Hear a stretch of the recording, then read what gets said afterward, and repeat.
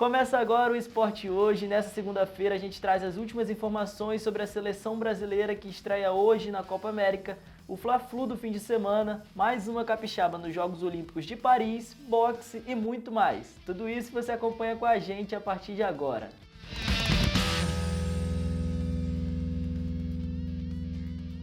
Na edição de hoje a gente começa falando sobre a seleção brasileira que estreia hoje na Copa América contra a Costa Rica. Na coletiva de ontem, o treinador Dorival Júnior confirmou o time que vai a campo com duas mudanças. A seleção terá Alisson no gol, Danilo, Militão entrando na vaga de Beraldo, Marquinhos e Guilherme Arana no lugar de Wendel. Do meio para frente, o time é o mesmo dos últimos amistosos, com João Gomes, Bruno Guimarães e Paquetá. E na frente, Rafinha, Vinícius Júnior e Rodrigo. O treinador aproveitou para falar sobre as mudanças. De um modo geral, não é uma alteração técnica, é uma alteração muito mais tática.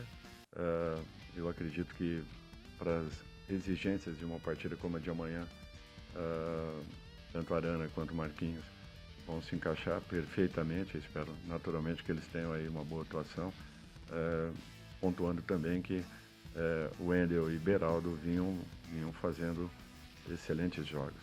Então não é um motivo assim, no jogo seguinte de repente possamos ter uma outra formação. O que eu quero deixar bem claro é que em cada partida e pela necessidade de estarmos 100% em todos os jogos, uma outra alteração irá acontecer. Dorival também aproveitou a oportunidade para falar sobre a expectativa para que Endrick seja titular. Tudo vai acontecer de uma maneira bem tranquila e natural. Eu vejo por esse lado. Eu também tenho pressa em colocá-lo em campo, mas eu acho que você tem que ter um certo equilíbrio para que daqui a pouco as mesmas pessoas que pedem e que eu entendo como peçam, e também entendo dessa forma, de repente possam estar questionando a entrada. É isso que eu não quero que aconteça. Mas é um jogador que tem uma capacidade excelente e com certeza será em pouco tempo aí um dos jogadores mais promissores que nós estamos vendo nesse momento.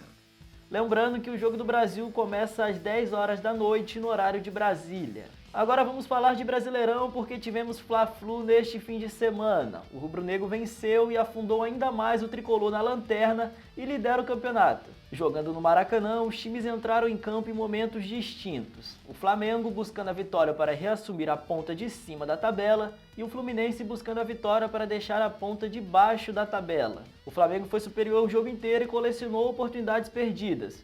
Até que aos 40 minutos do segundo tempo, o juiz marcou um pênalti polêmico de Calegari em Bruno Henrique. Pedro bateu e fez o único gol da partida. Final, Flamengo 1, Fluminense 0.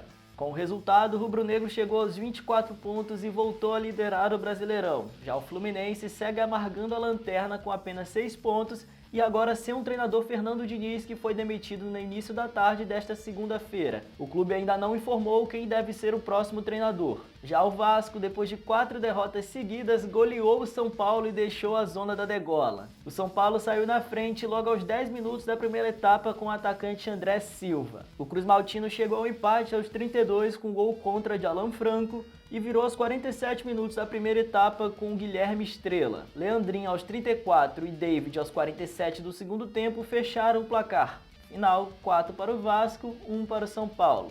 E agora vamos falar da Copa Espírito Santo porque os times conheceram neste sábado os grupos da segunda fase da competição.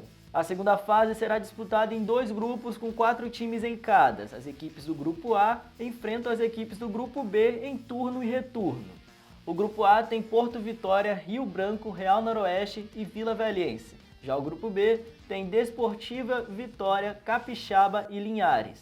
Os 2 líderes de cada chave fazem a final disputada em jogo único e garantem uma vaga na Série D do Brasileiro do ano que vem. E falando em Série D, o Serra goleou por 4-0 o Ipatinga fora de casa e se aproximou da vaga para a segunda fase. Jogando no Ipatingão, o Serra abriu o placar com Gustavo Tonoli aos 19 minutos e ampliou com Cauê aos 33. Já na segunda etapa, Mateu aos 7 minutos e Thiago aos 22 fecharam a goleada.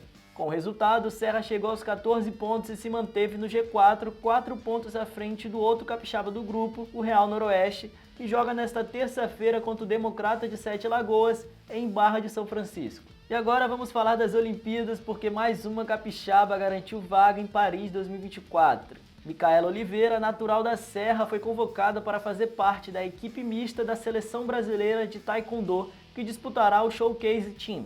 O torneio, que apesar de não fazer parte da programação oficial dos Jogos, servirá como uma demonstração da competição, que deve ser oficializada para os Jogos de Los Angeles em 2028. E saindo do tatame e indo para o ringue, o cinturão brasileiro da categoria peso cruzador segue no Espírito Santo. O capixaba Luciano Falcão, mais conhecido como Urso, e que é irmão do medalhista olímpico Yamaguchi Falcão, venceu o Marcos Huck por nocaute no 9º round da luta principal do evento Falcão Night. E para encerrar, o Handebol Clube Capixaba, o único time do estado a disputar a Liga Nacional de Handebol, anunciou a contratação de Samira Rocha, uma das melhores atletas brasileiras da modalidade.